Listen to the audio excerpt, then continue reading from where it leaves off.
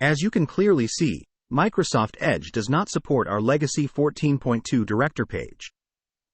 Click on the three dots to get into the browser settings. From there, select the default browser section.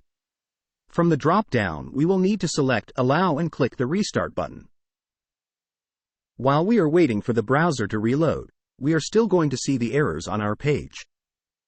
This is because we haven't enabled the IE mode, and I want to add a button so we can easily add this or other pages. Go back into the Settings page and select the Appearance section. In this section, we need to toggle on the IE tab button.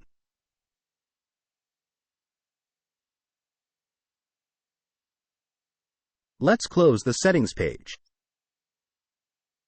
Now, with the IE Mode button visible, we can click the button and then add our page to the IE compatibility options.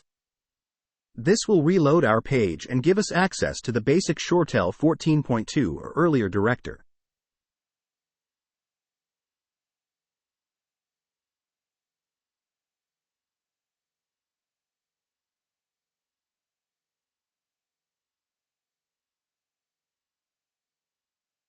To add support for pages like the menu page, schedule section, and the diagnostic and monitoring page, will require us to allow pop-ups and to download all prompted downloads for those pages.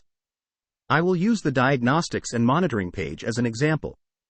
To allow this page to be seen correctly, we have to exclude the pop-up blocker for the page to be seen.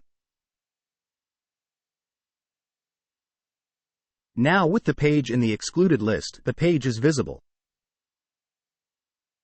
Thank you for watching.